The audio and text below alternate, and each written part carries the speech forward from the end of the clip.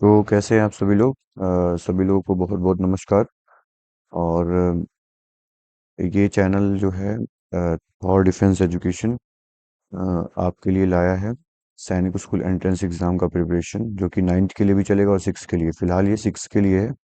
और यहाँ पे मैं इतना प्रीवियस ईयर टाइप का जो भी चीज़ें हैं, प्रीवियस ईयर बेस्ड क्वेश्चन में डिस्कस करूँगा। जैसे क्वेश्चन बन सकते हैं उस तरीके से डिस्कस करूँगा। और जितना मैं डिस्कस कर रहा हूँ अगर आप उतना कर लेते हैं तो आपको एग्ज़ाम में मैं 99% 100% गारंटी देता हूँ कि आपके वो क्वेश्चन ज़रूर आएंगे। और आप आराम से डेढ़ 150 में अच्छे खासे नंबर लाएंगे। मतलब 140 प्लस ही नंबर लाएंगे अगर आप मेरे को फॉलो करते हैं तो। जितने भी दिन बचे बचे हैं उस आपको, अगर आप मेरे को चैनल को फॉलो करते हैं, मेरे को या मेरे चैनल को फॉलो करते हैं, आपको जरूर फायदा मिलेगा। रीजनिंग का भी मैं लेकर चल आऊँगा। रीजनिंग का भी सीरीज चलता रहेगा। तो अब मैं यहाँ जैसा लिखा हूँ कि best technique and approach to solve the AI SSE question. मतलब कहने का मतलब है यहाँ पे आपको ऐसा भी टेक्निक मिलेगा कि आपको क्वेश्चन सेकंडों में हल हो जाए। और कहने का मतलब मैं ट्रिक्स ट्रिक्स वगैरह तो नहीं, मतलब कॉन्सेप्ट वगैरह पे बात करूंगा। देखो, ट्रिक भी कुछ नहीं होता है दुनिया में। जो भी चीज़ होता है कॉन्सेप्ट होता है। कॉन्सेप्ट आ रहा है तो आपको वही वही ट्रिक हो जाता है। ठीक है। तो यहाँ पे मैं ट्रिक विक कोई सभी नहीं ऐसा डिस्कस करने वाला हूँ। मैं सीधे सीधे कॉन्सेप्ट की बात करूंगा। और उसी को लोग ट्रिक बोलते हैं, मैं ट्रिक नहीं बोलता हूँ। ट्रिक जैसा शब्द इस्तेमाल करता ही नहीं हूँ मैं। ठीक है। तो आपको ये मेरा पहला वीडियो है, इसलिए मैं थोड़ा सा पहले समझा रहा हूँ। इतना ज़्यादा बकवास नहीं होने वाला है। यहाँ पे सीधे पढ़ाई की बात होगी और क्वेश्चन डिस्कस करूंगा। तो रोज मैं जो भी क्वेश्चन लाता हूँ पार्ट में ही लाऊंगा, ब्रेक करके। ठीक है। तो ऐसे 20 मिनट का वीडियो रहेगा, ताकि लॉन्ग वीडियो होने से ना बच्चे उतना ज़्यादा उतना समय तक टिक नहीं पाते हैं। तो 20 मिनट का वीडियो, 10 मिनट का वीडियो, उसमें 10 क्वेश्चन रहेगा, 20 क्वेश्चन रहेगा। ठीक है। कभी कभी 30 मिनट का भी वीडियो आ जाएगा। तो आप ऐसे सीरीज चलता रहेगा, आपको जब भी टाइम मिले सारे क्वेश्चन देख लिया करिएगा। और अगर अच्छे क्वेश्चन लगे तो स्क्रीनशॉट लेकर सेव कर लीजिएगा, या आप कॉपी भी बना सकते हैं, नोट डाउन कर सकते हैं। ठीक है। तो चलिए अपना क्वेश्चन सॉल्व करना स्टार्ट करते हैं। ओके, मैं एक बार चेक कर लेता हूँ माइक प्रॉपर काम कर रहा है ना। ओके, ठीक है। तो पहला क्वेश्चन आपके सामने है, the diagonal of rectangle A B C D meet at O. ठीक है। मैं थोड़ा स्लो बोलूंगा। तो diagonal of rectangle A B C D meet at O. देखो, रेक्टेंगल जो होता है ना, अ, अगर मैं बात करूं, 1 मिनट में पेन टैब लगाना भूल ही गया भाई। मुझे मुझे बस आप 30 सेकंड दे दो, पेन टैब लगा दूंगा। ठीक है, ये रहा आपका। Okay okay okay okay okay okay. ठीक है, प्रॉपर। तो अगर मैं बात करूं रेक्टेंगल की प्रॉपर्टी की, तो रेक्टेंगल के जो डायगोनल होते हैं ना, वो बाइसेक्ट करते हैं। ठीक है। तो अगर मैं यहाँ पे रेक्टेंगल बनाऊं, एक रेक्टेंगल बना दे रहा हूँ। ठीक है। तो अगर ये डायगोनल है इसके, मैं समझा रहा हूँ अभी, डायगोनल आपस में बाइसेक्ट करते हैं। तो अगर मैं बोल दूं ये ए है, ये बी है, ये सी है और ये डी है, और यहाँ पे ओ पे मीट कर रहे हैं डायगोनल, तो यहाँ पे बोल रखा है एओ जो है, ये एओ जो है वो डीओ के, एओ की वैल्यू दे रखी है और डीओ की वैल्यू दे रखी है। तो ये दोनों बराबर ही तो होंगे क्योंकि बाइसेक्ट कर रहे हैं। तो मैं कर रहा हूँ वैल्यू को ही इक्वेट कर दे रहा हूँ। एओ इज इक्वल्स टू क्या हो जाएगा, डी हो जाएगा। AO is equal to D हो जाएगा। मतलब एओ की वैल्यू क्या है, 3z+1, और डीओ की वैल्यू क्या है, 2z+3। अब मैं क्या करता हूँ ना, इस 2z को इधर ला देता हूँ, तो 3z - 2z हो जाएगा। और इस 1 को इधर लाता हूँ तो 3 - 1 हो जाएगा। ठीक है। बचेगा इधर z = 3 में से एक गया 2, तो z की वैल्यू क्या आ गई, 2 आ गई। तो ऑप्शन नंबर क्या हो जाएगा, डी हो जाएगा। चलिए अब हम लोग नेक्स्ट क्वेश्चन पे बढ़ते हैं। नेक्स्ट क्वेश्चन है, बोल रहा है कि 150 metre long train running at the speed of 15 metre per second, in what time will cross a long 30 metre का लॉन्ग प्लेटफॉर्म। कितने समय में वो क्रॉस कर लेगी। तो जब भी ट्रेन चलती है ना, तो ट्रेन तो अपना लेंथ चलती ही चलती है। ट्रेन एक बड़ी बॉडी है ना, तो अपना लेंथ तो चलती ही चलती है, साथ में प्लेटफॉर्म की भी लेंथ चलेगी। ठीक है। तो टोटल डिस्टेंस हो जाएगा, यहाँ पे क्या पूछा है, टाइम पूछ रखा है। तो time is equals to distance upon distance upon speed, यही होता है। डिस्टेंस क्या हो जाएगा, ट्रेन की खुद की लेंथ 150 मीटर और प्लेटफॉर्म की लेंथ 30 मीटर।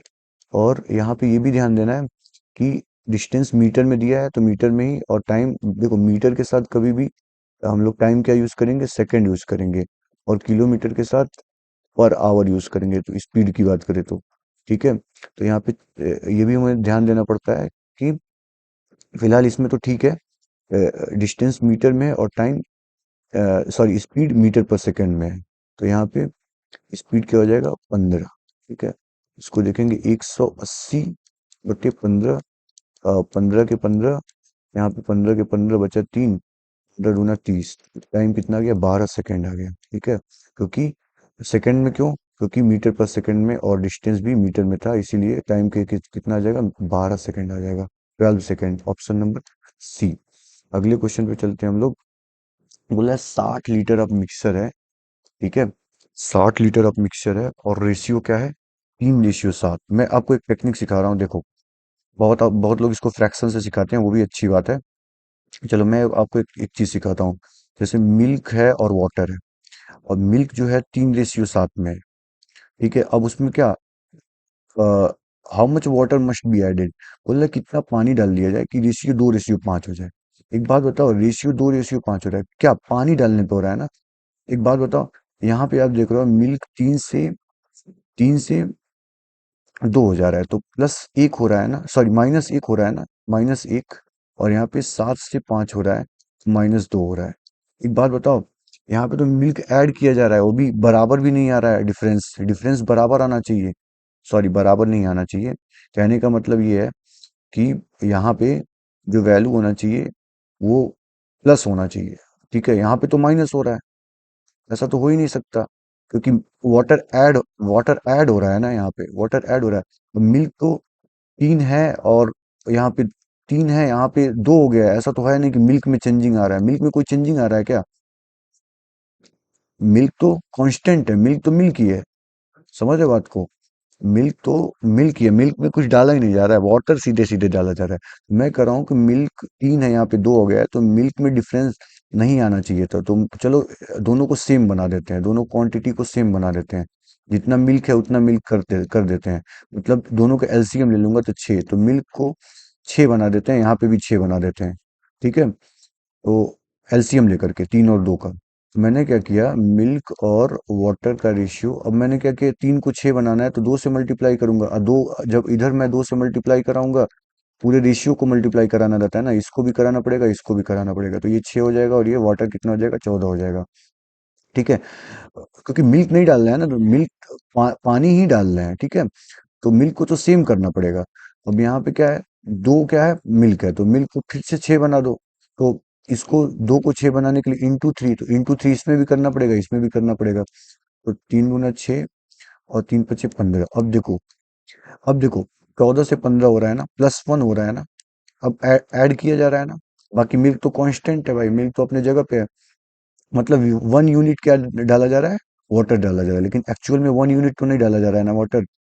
ठीक है, यहाँ पे कितना यूनिट डाला जा रहा है अभी मैं बता दूंगा। ये देखो 6 और 14 टोटल मिक्सचर कितना हो गया, 20 हो गया। एक बार सीख जाओगे ना तो अच्छा हो जाएगा, तो सिखाने में थोड़ा टाइम लग रहा है। 14 और 6 क्या हो जाएगा, 20 हो जाएगा। टोटल मिक्सचर कितना है, 20 है, लेकिन एक्चुअल में टोटल मिक्सचर कितना है, 60 लीटर है। ठीक है, टोटल मिक्सचर 20 है, लेकिन एक्चुअल में 60 है, तो 20 की वैल्यू 60 है, तो एक की वैल्यू कितना आ जाएगा, 20×3 = 60, 3 आ जाएगा। तो वही एक की वैल्यू 3 हो गया, यहाँ पे 3 लीटर क्या डाला जा रहा है, वाटर डाला जा रहा है। समझ में आया। मैंने क्या किया, सेम कर दिया मिल्क को, क्योंकि मिल्क तो डाला ही नहीं जा रहा है, तो सेम करने पे 6 6 हो गया, और उसके वजह से ये 14 हो गया, 15 हो गया। वाटर 1 यूनिट जा रहा है, 1 यूनिट की वैल्यू कैसे आई है, 14 6 20, 20 की वैल्यू 60, एक की वैल्यू 3, तो 1 यूनिट की वैल्यू 3 लीटर। चलिए नेक्स्ट क्वेश्चन पे जाते हैं। जब दो लाइन पैरेलल होता है ना बेटा, मैं एक चीज बता रहा हूँ, जब दो लाइन पैरेलल होता है और ये ट्रांसवर्सल होता है, तो ये जो होता है ना, दोनों ये दोनों 180 डिग्री का होता है, दोनों का सम एक्चुअली सप्लीमेंट्री हो जाता है। ठीक है, जो कि same side of the transversal जो होता है इंटीरियर के सप्लीमेंट्री होते हैं। ठीक है, चलिए अब अपने आते हैं क्वेश्चन पे। मेरा क्वेश्चन ये है कि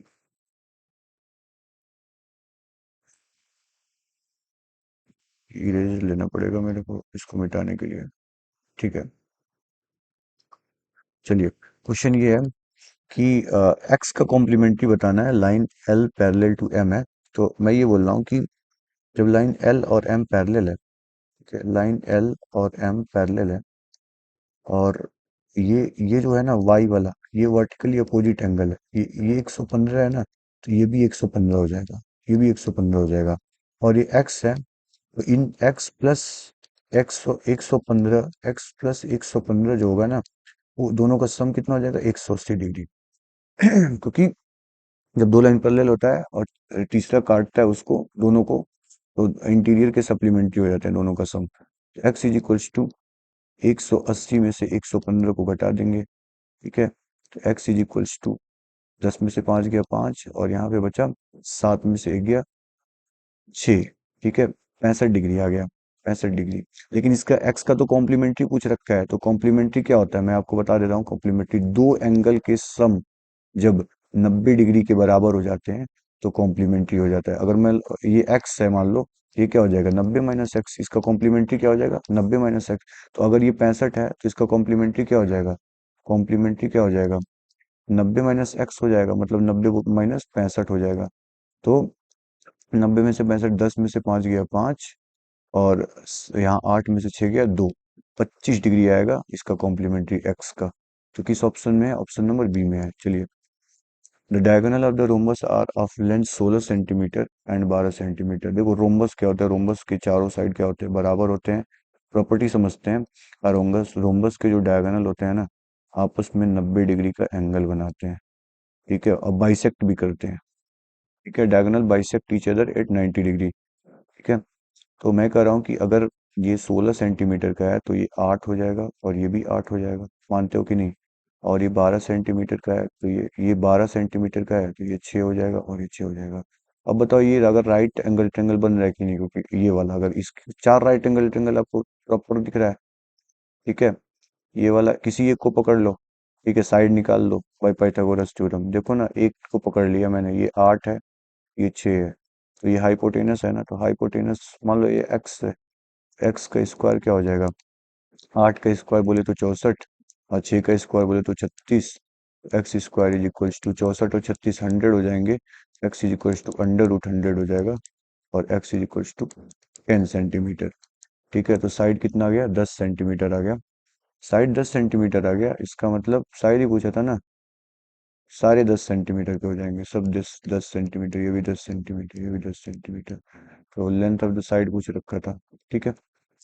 आइए नेक्स्ट क्वेश्चन डिस्कस करते हैं। Mister Bean start a business with rupees 20,000, ठीक है, आफ्टर 9 मंथ। देखो, 1 साल का ड्यूरेशन, 2 साल का ड्यूरेशन है क्या, ठीक है। मिस्टर बीन 20,000 रुपये लगाए थे, 20,000 रुपये लगा रहे हैं टोटल 2 साल के लिए, टोटल 2 साल के लिए, ठीक है, यहाँ से यहाँ तक। और 9 मंथ बाद मिस्टर जॉन आ जाते हैं, 9 मंथ बाद, ठीक है, 9 मंथ मतलब 9 मंथ खत्म होने के बाद मिस्टर जॉन आ जाते हैं। तो एक बार बताओ, 2 साल में टोटल 24 महीने होंगे, 24 मंथ्स। मिस्टर जॉन कितने, 24 में से 9 घटा दोगे तो 15 महीने के लिए आ रहे हैं, ये टोटल इन्वेस्टमेंट कर रहे हैं 15 महीने के लिए। कौन, मिस्टर जॉन, और कितने रुपए इन्वेस्ट कर रहे हैं, 12,000 इन्वेस्ट कर रहे हैं, ठीक है, 12,000। अब मैं एक आपको फॉर्मूला बताता हूँ। Profit is equal to investment into time होता है, तो इसी के हिसाब से बनता है। अगर मान लो P1 प्रॉफिट है मिस्टर बीन का, और उनका इन्वेस्टमेंट I1 है, ठीक है, और T1 टाइम दे रहे हैं, और मिस्टर जॉन का P2 है, ठीक है, P2 है, और इन्वेस्टमेंट I2 है, और टाइम कितना दे रहे हैं, T2 दे रहे हैं। तो दोनों इक्वेशन को डिवाइड कर लूंगा तो कुछ इसी तरीके से फॉर्मूला बन जाएगा कि नहीं बन जाएगा, बन जाएगा ना, ठीक है। तो वैल्यू पुट करते हैं, P1/P2 इज इक्वल्स टू, आप देखो इनका इन्वेस्टमेंट 20,000 रुपये था, 20,000 रुपये मिस्टर बीन का, ठीक है, और P2, इनका इन्वेस्टमेंट 12,000 का था, 12,000 का, और इनका टाइम 24 महीने का था, और ये 9 महीने बाद आए तो 15 महीने दिए ही अपने आप बिजनेस में। 3 जीरो से इस 3 जीरो को काट दूंगा, ठीक है, 12 के 12, 12 दूना 24। ठीक है, और 20, कितना, 20, 20,000 ही था ना इनका, 20,000, 12,000। ठीक है, 12 दूना 24, तो P1/P2 की वैल्यू क्या आएगी? इसको और काटते हैं 5 से, 5 तिया 15, 5 चौके 20। ठीक है, 5 तिया 15, 5 चौके 20, तो P1/P2 इज इक्वल्स टू 4 दूना 8/3। तो P1 रेशियो P2 कितना आ जाएगा? 8:3। दोनों को प्रॉफिट का रेशियो कितना आ जाएगा? 8:3 आ जाएगा। ऑप्शन नंबर ए आ जाएगा। अब आते हैं, लाइट चली गई क्या? यहाँ पे 1 मिनट, वाईफाई को कनेक्ट करा लेता हूँ। ओके,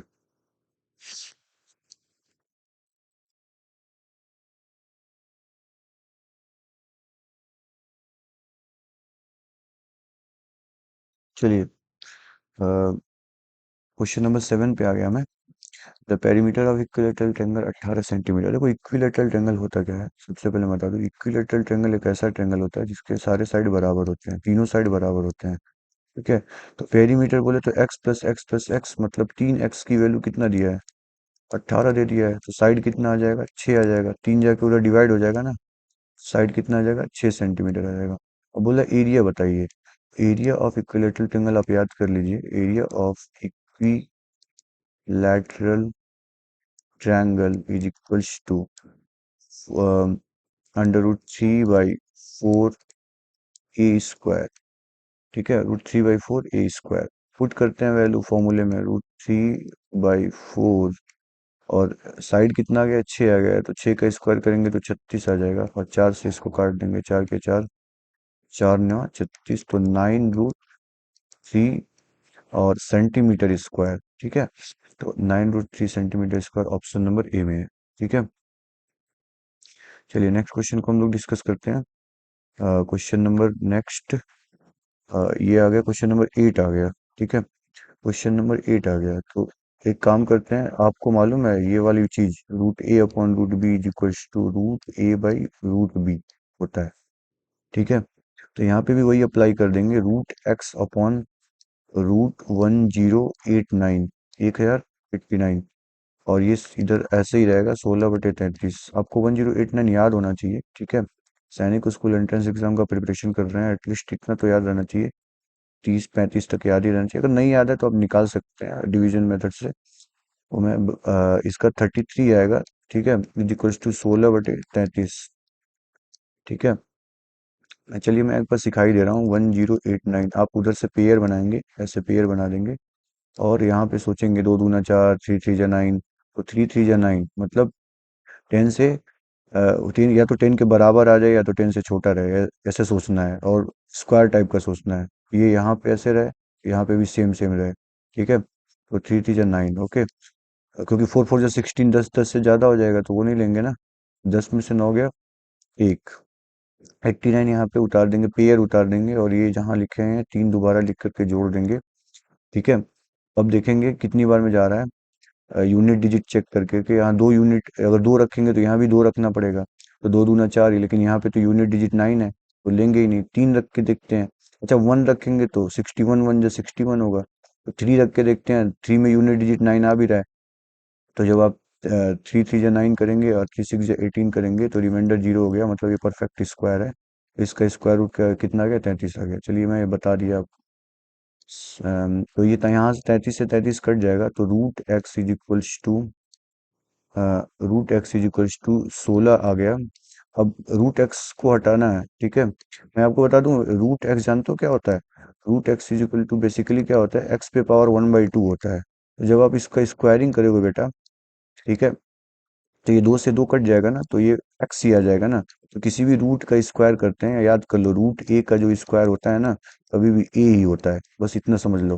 क्यों होता है मैंने बता दिया यहाँ पे। तो √x/16, तो बोथ साइड जब स्क्वायरिंग करोगे तो x, ये √x एक्स में आ जाएगा, इसका स्क्वायरिंग क्या हो जाएगा? 256 हो जाएगा। एक्स की वैल्यू क्या आ गई? 256, तो ऑप्शन नंबर ए हो जाएगा। ठीक है, समझ में आ रहा है? चलिए अगले क्वेश्चन पे हम लोग चलते हैं। If the carpenter increases the edges of the square wooden top from 14 centimetre to 18 centimetre. देखो मतलब बोल रहा है ना कि एक square wooden top from the increase by, okay, बोल रहा है ना if the carpenter increase the edges of the square wooden top, मतलब एक ऐसा कुछ स्क्वायर टाइप का है, ठीक है। अब उसका उसका ना टॉप वाला बढ़ा देता है, ऐसे कुछ होगा वुडन बॉक्स, क्या ऐसे कुछ होगा स्क्वायर टाइप का, तो उसने ना 14 सेंटीमीटर से 18 सेंटीमीटर बढ़ा दिया एजेज उसका, ठीक है। मतलब तो कितना एरिया बढ़ जाएगा, ठीक है। मतलब एरिया के हिसाब से प्राइस भी बढ़ रहा है, इतना प्राइस बढ़ गया एरिया के हिसाब से, ठीक है, टॉप का। तो पहले मतलब उसका एरिया 196 हुआ होगा, जो कि साइड 14 है, ठीक है। तो एरिया कितना हो गया होगा 196। अब एज है 18, बढ़ के 18 हो गया, तो अब एरिया क्या हो जाएगा 18 का स्क्वायर 324, ठीक है।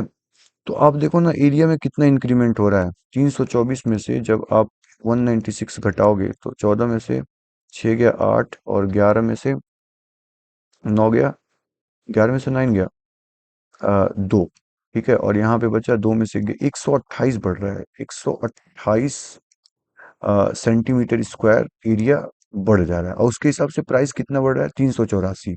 तो 128 सेंटीमीटर स्क्वायर के बदले वो 384 रुपया बढ़ जा रहा है। तो पूछ रहा है find the rate of wooden top पर स्क्वायर सेंटीमीटर, तो 1 सेंटीमीटर स्क्वायर का पूछ रहा है प्राइस। तो 384 बटे 128, 384 बटे 128, देखो ना मल्टीपल है क्या 384 128 का। 8 का टेबल पढ़ते हैं तो यूनिट डिजिट किस में आता है, 4, आप ही बताओ। 8 के 8 आंसर, 8 3 24, 3 बार में आता है ना, हो सकता है 3 बार में जाए। तो 128 के 128 3 बार पढ़ना, तो 3 8 24, 3 दूना 6 2 8, 3 के 3, हाँ 3 बार में जा रहा है, ठीक है। तो 1 सेंटीमीटर स्क्वायर का कितना प्राइस आ गया, कितना प्राइस आ गया 3 रुपए आ गया आंसर, ठीक है। ऑप्शन में है, हाँ है, ठीक है। चलिए the least common multiple of two coprime number, देखो को प्राइम एक ऐसा कोई नंबर होता है ना, पेयर्स में बात होते बात, जैसे मैं बोलूँ 3 और 5, 3 और 5 आपस में को प्राइम क्यों है, क्योंकि दोनों का हाईएस्ट कॉमन फैक्टर सिर्फ और सिर्फ क्या है 1 है। एचसीएफ क्या है दोनों का 1 है। मैं बात करूं 10 और 5 को प्राइम है, नहीं है, क्योंकि दोनों के कॉमन फैक्टर 1 भी है, ठीक है, और क्या है 5 भी है, ठीक है। तो ये को प्राइम नहीं है, ठीक है, ये को प्राइम है, ठीक है। तो को प्राइम की बात ये हो गई, ठीक है। को प्राइम के एचसीएफ सिर्फ 1 होते हैं, और अगर दो को प्राइम नंबर दिखते हैं ना तो उनका एलसीएम क्या होगा, उन दोनों का मल्टीप्लीकेशन, उन दोनों का मल्टीप्लाई कर देंगे तो आ जाएगा। मान लो दो को प्राइम नंबर एच और जे दे रखा है, आपस में को प्राइम है, तो इन दोनों का मल्टीप्लीकेशन ही क्या हो जाएगा एच इन टू जे, क्या हो जाएगा एलसीएम हो जाएगा। एलसीएम क्या हो जाएगा, एलसीएम इनका मल्टीप्लीकेशन हो जाएगा, बोले तो एच जे, ठीक है। चलिए क्वेश्चन समझिए, ठीक है। If the unit digit of the square of a number is same as the unit digit, देखो मैं अच्छे लेवल का क्वेश्चन इसलिए करा रहा हूँ ना, ठीक है।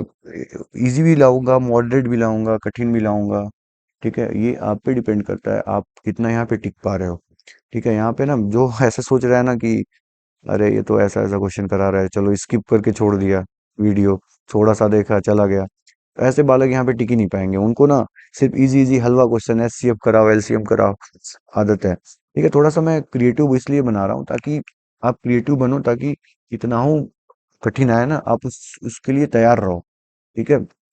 क्लास 6 का है ये, ठीक है। तो इसलिए यहाँ पे वही टिक पाएगा जिसके में थोड़ा सा सीखने का क्षमता है, ठीक है। बाकी लोग मुझे पता है ऐसे आधा वीडियो देख के 2 मिनट देख के चल लिए, ठीक है। तो आप अगर मेरे को ना अच्छे से फॉलो करते, मैं गारंटी बोल रहा हूँ, ठीक है। आप बढ़िया नंबर लाओगे, ठीक है। सिलेक्शन मैं दिलवा दूंगा ठीक है। चलिए बहुत तारीफ कर लिया अपना if the unit digit of the square of a number is same as unit digit of that number, then which of the following, अच्छा मेरा टेलीग्राम चैनल है, ठीक है, आप उससे जुड़ सकते हो, डिस्क्रिप्शन बॉक्स में है, ठीक है। तो मैं शुरू में ही मेरे को बताना चाहिए था। टेलीग्राम चैनल पे आप जुड़ सकते हो, डिस्क्रिप्शन बॉक्स में चेक करके मैं सारे ये एनोटेशन है ना, ये जितने मैंने पढ़ा रखे हैं ना, ये सारे डाल दूंगा। ठीक है। थॉर डिफेंस एजुकेशन के नाम से है। Okay. If the unit digit of the square of a number बोल रहा है ना, कोई नंबर है is same as the unit digit of that number.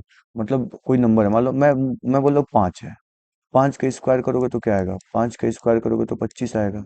इसका यूनिट डिजिट 5 है, इसका भी यूनिट डिजिट 5 है। मान लो 25 ही ले लिया मैंने, तो 25 का स्क्वायर करोगे तो क्या आएगा? 25 का स्क्वायर करोगे तो 625 आएगा। इसका भी यूनिट डिजिट 5 है, इसका भी यूनिट डिजिट 5 है। ठीक है। कोई नंबर लो और उसका स्क्वायर करो, उसका यूनिट डिजिट भी 5 आ रहा है स्क्वायर करने के बाद।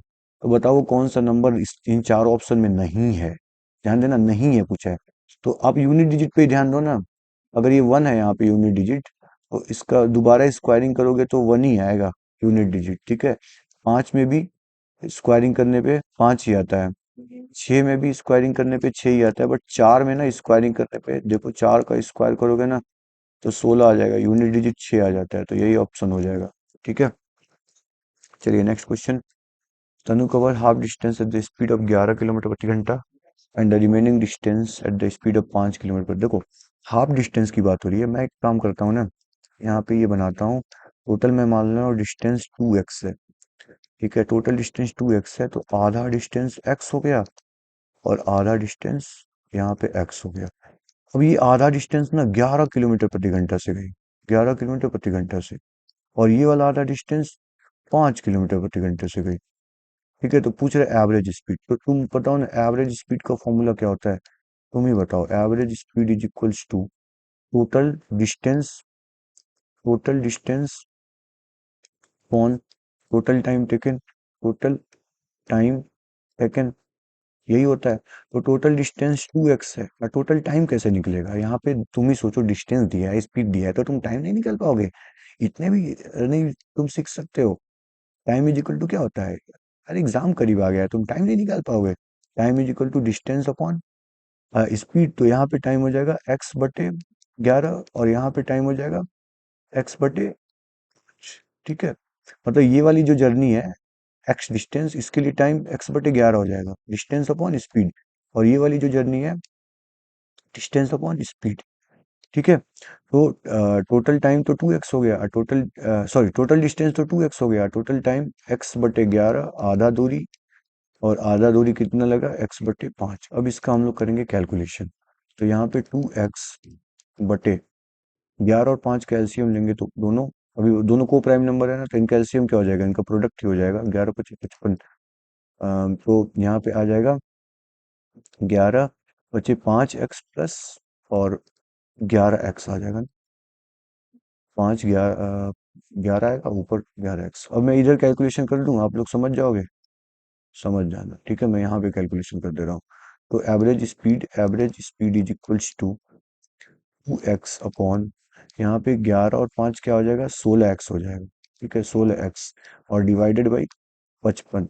ठीक है, एक बात याद रखना, कभी भी A/B/C ये C ऊपर चला जाता है। ठीक है, A/B/C में C ऊपर चला जाता है, तो ये 55 ऊपर चला जाएगा और ये 2 के 2, 2 × 8 = 16।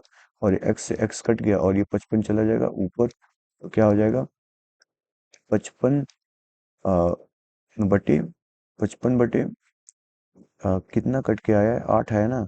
55/8 kilometre per hour, kilometre per hour. ठीक है, तो ऑप्शन नंबर डी हो जाएगा, ऑप्शन नंबर डी हो जाएगा। समझ में आया? चलिए आपके सामने 13वां क्वेश्चन है। देखो 13 वाले क्वेश्चन के लिए ना बहुत सारे मेथड है, लेकिन मैं आपको एक प्यारा सा मेथड बता रहा हूँ। आपको ना ये A/B दे रखा है, B/C दे रखा है, C/D दे रखा है, ना। तो जितने एलिमेंट हैं सबको लिख दो, A B C D। अब A/B, पहला पहला क्या है? A/B। तो एक बार में एक रो का इस्तेमाल करना। आपके सामने 1 2 3, 3 है ना, तो 3 रो बनाओगे। पहले रो में लिखना A/B, तो A/B 4/7 हो गया। अब ये रो खाली रहने देना। अब इस एक बार इस्तेमाल कर दिए, तो दूसरे दूसरे के लिए दूसरा रो इस्तेमाल करना है। ठीक है, तो बी रेशियो सी क्या है, 1:4। तो दूसरे रो में बी रेशियो सी लिखोगे 1:4। ठीक है, अब तीसरे रो में आ जाना। सी रेशियो डी कितना दे रखा है, 2:3। 2:3। अब बात ये है ना, आपको, मैं पेन बदल लूं क्या? पेन बदल लूं, देखता हूँ अभी। ठीक है, रेड ले लिया। रेड ले लिया मैंने। ठीक है, अब मैं पड़ोसी में, ये जो पड़ोस का है ना, उसको भर दूंगा। पड़ोस का एलिमेंट पड़ोस से इन्फ्लुएंस होता है। ले लो 7, ये ले लिया, ये 4 हो जाएगा। इसका पड़ोस 4 था। इसका पड़ोस, अच्छा यहाँ पे इसका पड़ोस कौन है, 1 है। 1 ले लिया। इसका पड़ोस कौन है, 2 है और 2 है। ठीक है, अब यहाँ पे एक लाइन खींच लो और मल्टीप्लाई करा दो। ठीक है, 4 दूना 8 रेशियो 7 दूना 14 रेशियो 7 चौके 28 दूना 56। 56 रेशियो और 7 चौके 28 और 28 गुणे 3। 3 अट्ठे, चलो 28 गुणे 3 ही लिख देते हैं, क्योंकि अभी कटेगा मुझे मालूम है। ठीक है, कटेगा क्योंकि मुझे ये 56 दिख रहा है ना, ये 56 है। मैं यहाँ पे क्या लिखा हूँ, 7 चौके 28 दूना 56 ही लिखा हूँ। अभी कटेगा, इसीलिए ना मैं ना 2 से काटता हूँ इसको। ठीक है, 2 से सब कट रहा है। तो 2 चौके 8, 2 सत्ते 14, और ये 2 28 है 56। और यहाँ पे क्या हो जाएगा, 2 के 2, 2 चौके 8। ठीक है, तो इस और ये कट गया, ये भी कट गया, ये भी कट गया। बचा क्या, 4 7 28 14। तो आपका आपका हो जाएगा ये 4:7:28:14। ठीक है, क्या हो जाएगा, 4:7:28:14। किस ऑप्शन में है ये, 4:27:28? 1 मिनट, 14 3 42, माफ करिएगा मेरे को। ये 14 नहीं, 42 है। 42 है, 42 42 42 42। ठीक है, ठीक है, मल्टीप्लाई करना भूल गया हूँ मैं। ठीक है, next question. Which of the following triplet does not represent the side of triangle? ठीक है, साइड ऑफ ट्रायंगल, अच्छा मैं एक प्रॉपर्टी बता रहा हूँ, इसको ट्रायंगल इन इक्वालिटीज बोलते हैं। क्या बोलते हैं, ट्रायंगल इन इक्वालिटीज। अगर ये ए है, ये बी है, ये सी है, तो किसी भी दो साइड का सम जो होता है ना, वो तीसरे साइड से क्या होता है, ज्यादा होता है। मतलब कहने का ये है, बी प्लस सी जो होगा ना, ऑलवेज ग्रेटर देन ए। ठीक है, B plus C is always greater than A, या ए प्लस बी जो होगा ऑलवेज ग्रेटर देन सी, या मैं बोलूँ ए प्लस बी जो होगा ऑलवेज ग्रेटर देन, नहीं ये तो हो गया ना, क्या बाकी रह गया, बी प्लस सी हो गया, A plus C. A plus C is always greater than B. ठीक है, ये ट्रायंगल इन इक्वालिटीज है। ठीक है, तो अब बात करते हैं, कोई सा दो साइड ले लो ना, तीसरे से ज्यादा होना चाहिए। इसमें बोला डज नॉट, कौन सा नहीं है जो ट्रायंगल को इनइक्वालिटीज को फॉलो नहीं कर रहा है। तो यहाँ पे देखो, चेक करते हैं, 4 3 7, 7 ज्यादा है 5 से। ठीक है, 5 4 9, 9 ज्यादा है 3 से। और यहाँ पे 5 3 8, 8 ज्यादा है 4 से। तो ये तो सही है, ये आंसर नहीं हो सकता। मतलब ये ट्रायंगल इनइक्वालिटी को फॉलो कर रहा है। कौन सा नहीं कर रहा है, ट्रिपलेट नहीं फॉलो कर रहा है, उसको देखना है। 7 4 11, 11 ज्यादा है 10 से। 10 7 17, 17 ज्यादा है 4 से। ठीक है, और 10 4 14, 14 ज्यादा है। ठीक है, ये भी सही है। और 6 3 9, 9 ज्यादा है 8 से। ठीक है भाई, 9 ज्यादा है 8 से। और 8 6 14, 14 ज्यादा है 3 से। और 8 3 11 ज्यादा है 6 से। ठीक है, और यहाँ पे देखते हैं, 3 2 5, 5 ज्यादा है 6 से। 5 ज्यादा है 6 से, नहीं ना, इसका मतलब ये नहीं फॉलो कर रहा है। ठीक है, ओके, समझ में आया, ये नहीं फॉलो कर रहा है ट्रायंगल के इनइक्वालिटीज के प्रॉपर्टी को। हम्म, तो क्या हो जाएगा ये, यही आंसर हो जाएगा। यही आंसर हो जाएगा, हो जाएगा। चलिए, अगले क्वेश्चन को, what is the volume of the cube in centimetre cube whose side is 3 centimetre? Side दे रखा है 3 साइड, बहुत आसान है। क्यूब का क्या होता है, क्यूब का जो वॉल्यूम होता है, volume volume of volume of cube is equals to, A का क्यूब होता है तो साइड का क्यूब होता है। साइड कितना दिया है, 3 दिया है ना, तो 3 का क्यूब हो जाएगा, तो 27 सेंटीमीटर क्यूब। इतना आसान क्वेश्चन है, लल्लू वाला। The sum of two number is 45 and their ratio is 7:8, find the number. बोला है देखो दो नंबर है, दोनों का सम 45 है, ठीक है, और उन दोनों का रेशियो 7:8 है। तो एक बार बताओ, 7:8 है, ठीक है, तो 7 8 कितना होगा, 15 होगा ना। दोनों को सम कर दिया अगर मैं, दोनों को सम कर दिया तो 15 हो गया।